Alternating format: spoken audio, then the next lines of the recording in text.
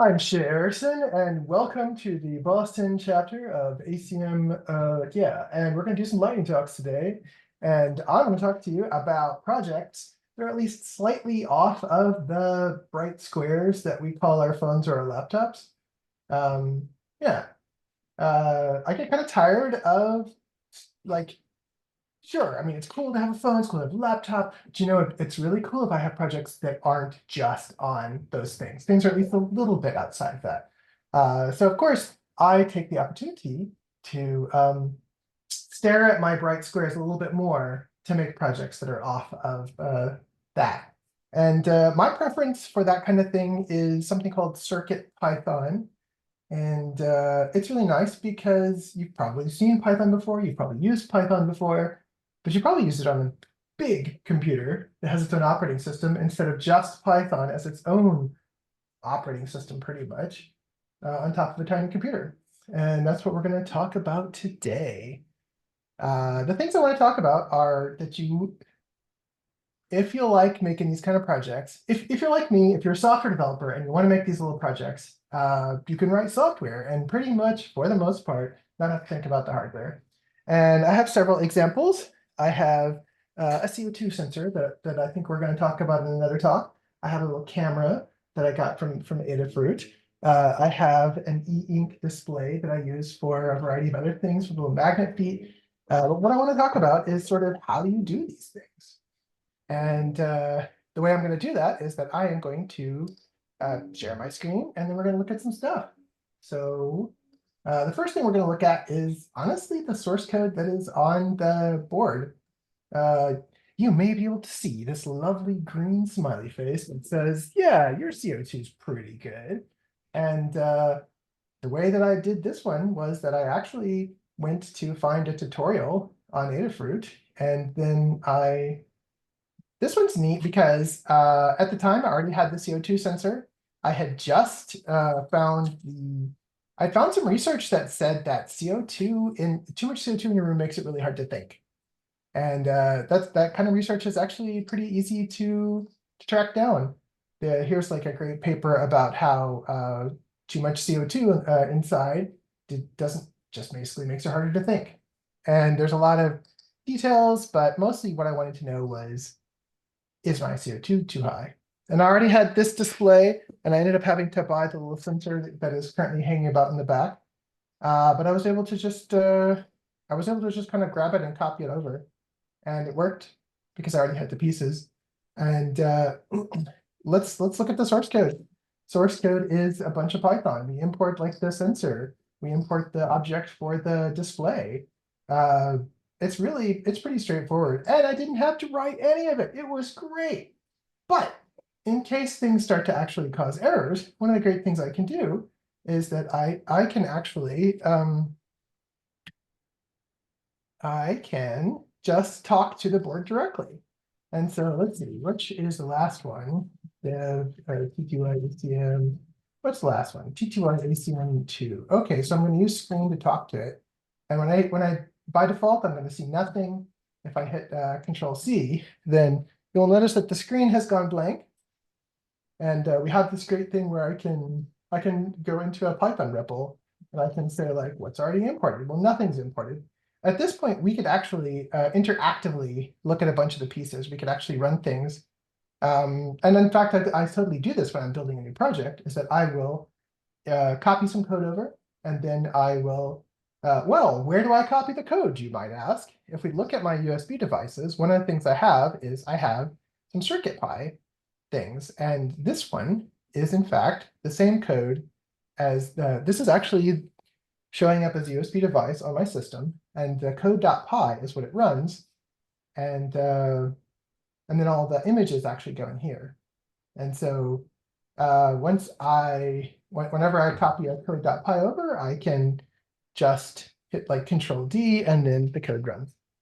And I think what I really like about this is that it's easy and straightforward for me to try out new things, to just plug them in and interactively see what errors are. If you've ever done any embedded development before, which is sort of what this is called, it can be difficult. And this is what I would call the software developer's approach to embedded development. I can try out the things. And if you get all of your pieces from Adafruit or SparkFun or those other places, you get drivers. You get drivers that work. You don't have to convert the analog voltage directly to a digital sensor. Yeah, and also if you put a project down for a year and you come back to it, your code.py is still on the drive, and you can just look and see what it was. You don't have to go scrape through all of your source codes and figure out where they might have gone. Yeah, this was great. I usually I make small projects. Like this is a project I made last week where it checks my the more I type into my editor, the more this will then turn into like it'll say busy and it will turn red so people don't interrupt me because I'm busy typing something. And the camera is good at taking pictures, and like lots of little projects that I've made. Um, I guess I would say this is a great way to get started with things that are at least slightly off of your computer. Um, any questions? I have a question. Yes. Um, I got interested after talking to you about this, and I have my own. Um, I got the same thing. Nice. Would you Um, like to talk about that? I would love to. However, um, my CO2 is poor. What the heck? Well, What do I do? so a lot of the research, some of the research very explicitly tests CO2 exposure to humans and really does say that it gives like cognitive deficits, sorry, when it's higher, especially when it's higher than 1500. But a lot of the other research says we just use it as a proxy for ventilation, for air quality. So if you open a window at least a little bit and get some fresh air in, that all the research is sure that that helps. I'm going to open my window and check it later. Um, Also, I noticed that it doesn't notice the orientation of the screen. Oh, did you just breathe on the sensor? Yes, I have the little sensor here and I'm breathing on it to give a demo of, you can see that the sensor can definitely tell when I am breathing out. Interesting. So she can breathe out on my sensor, but I have something that I did is I noticed on the website, I don't know if you can see it, but right here, it said on the website, here is a 3D print you can do to cover the sensor. Do you have your sensor covered? It's hanging out on a wire. Do you want to show off the Well, 3D print? I made a yellow one for you. Nice. So I have, when you get around to it, a 3D print that can cover it, but you need to get screws, which I don't have. I could probably do that. So I would love to do a talk following this. I experimented with this, and I want to show you what I did. I'm going to run a different thing. I installed something that um, does a clock because it has the display as well as the CF. So you can switch projects.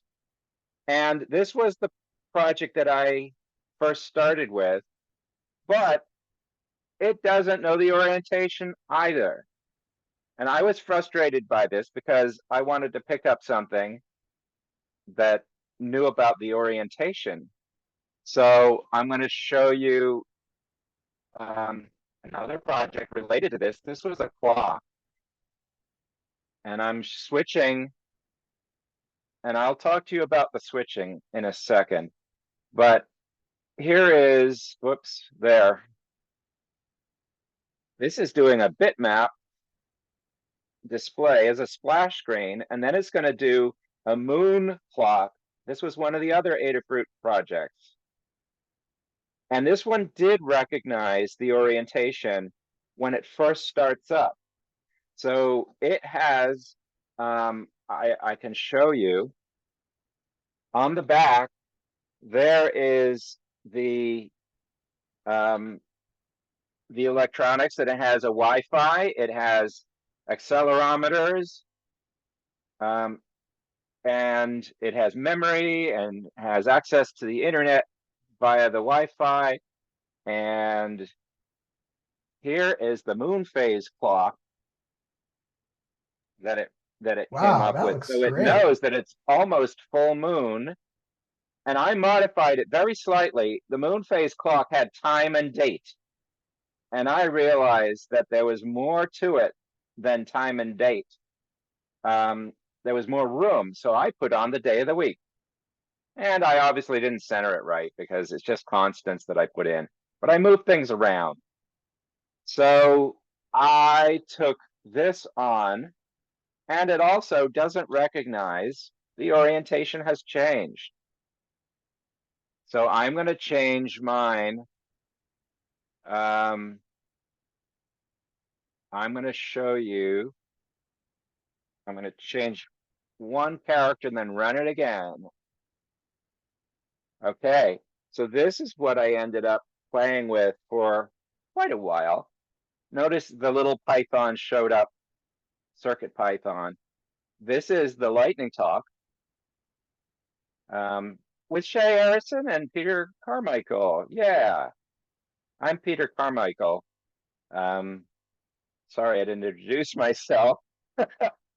But what this is going to do is it's going out to the internet and then getting the time precisely from the atomic clocks on the internet. And then it's showing the time. And it shows the date and the day. And I centered them a little bit better. And it keeps track of time. Now, what I first found out is that the time drifts, and it drifts quite a lot on these devices.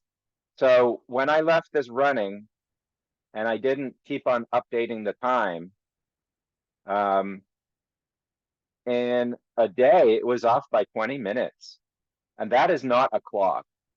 So I found another project that had the clock, and it had an update the time every hour. So on this one, I found I'd like to be a little bit more precise. I updated it every half hour.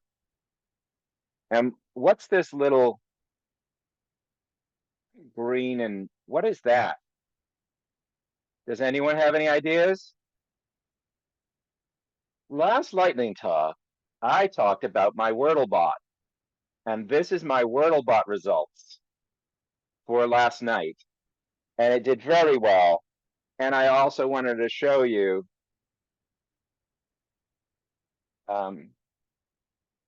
this is my WordleBot results. Ooh, It also nice. recognizes orientation dynamically within 5 seconds, because I have a timer that says, hey, wait for a time 5 seconds, because why not? And the WordleBot results, and this happened to be an exceedingly good result today. I am very happy. But there's my WordleBot results. But this one had time, date, day, and since the font was tiny, it fit much nicer on this screen than this screen. So this screen had to have it little because there was only this little space, because I wanted time. This is the purpose of this, was a clock. This was my intention. And why is it red, you may ask? Well, okay, you're not asking, but I'm telling you. Red at nighttime Well, is a little bit nicer it's on your something sleep over there, cycles. Linda. Oh, put your, No, it's shining on the screen. I'm sorry, I So- can't do anything about it. Hello. So the red at nighttime is very dark, very bright, but it is not just as disturbing as white. So I made sure that everything was red at night. Blue light doesn't do a good thing for your sleep. So I made it red. And then I also dimmed it. Dimming, the camera on these computer screens pick up different wavelengths of light. and the colors don't come out very well. So I dimmed it and also dimmed it at nighttime. So I have a clock that turns it down at night. And I also have just turned it down now, even though it's 10:20 in the morning. So that way the cameras can see the things rather than it looking like white almost, even though it was red. It was very bright. But I just wanted to share that. And there's lots of projects. I mean, there's various, I'm going to just show you a few other Adafruit projects because I can, and then I can answer questions.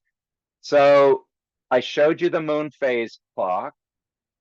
I'm going to show you my WordleBot results. So my WordleBot results are a subset of this one that you just saw.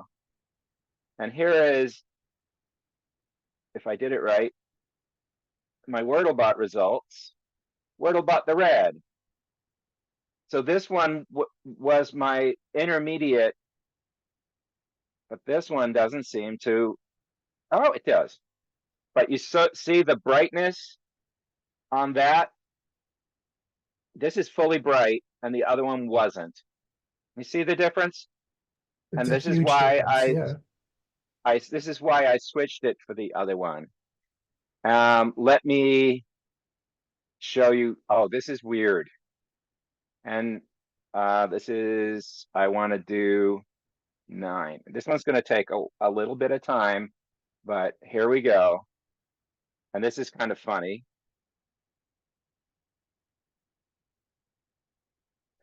Okay, it's connecting. So it's connecting to the internet. This is their scrolling display, and they have feeds. Adafruit has 3 feeds that you can put anything in it. It's very limited in what you can put in it, but you can put data on these feeds. So you can take censored data and report them to the feed. And this one went out to the feed, got the word GVC ACM lightning talk and the color red. This one got GVC ACM lightning talks and the color yellow, but it's fully bright, so it looks white. But it's coming out yellow on my screen.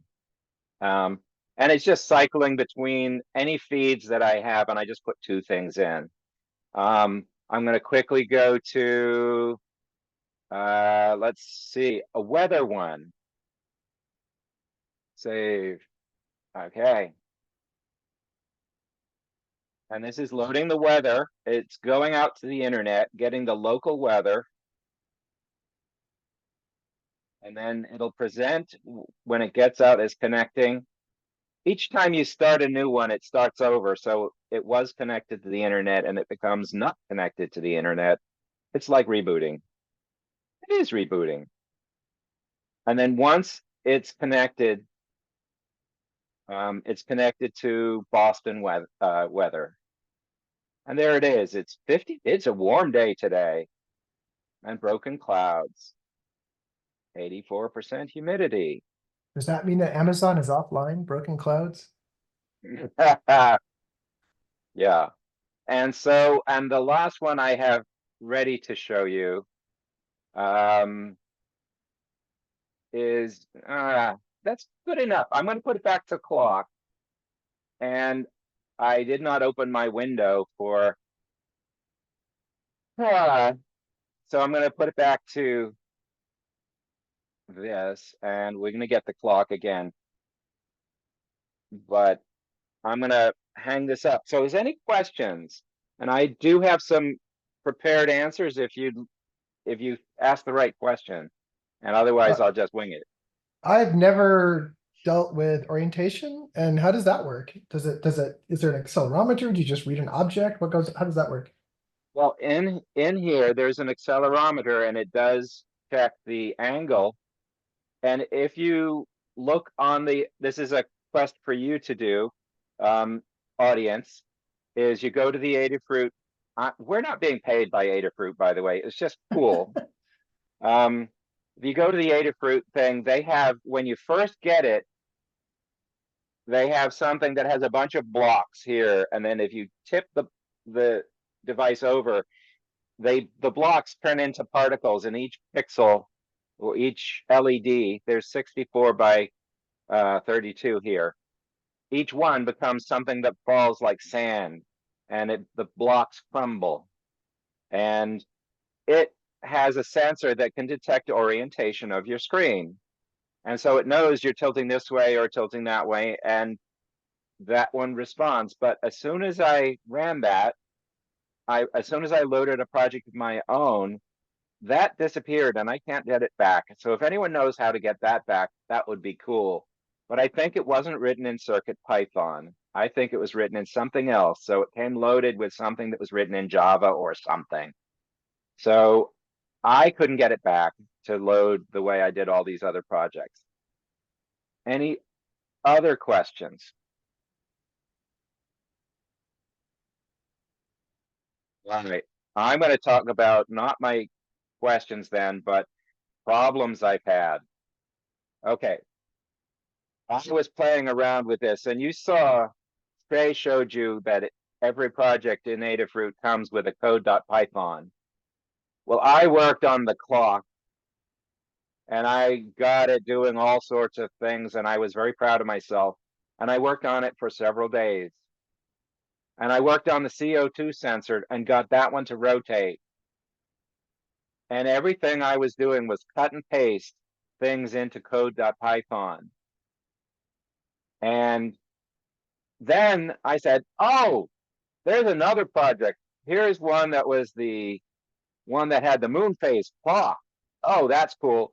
And it copied on top of my one and only code.python.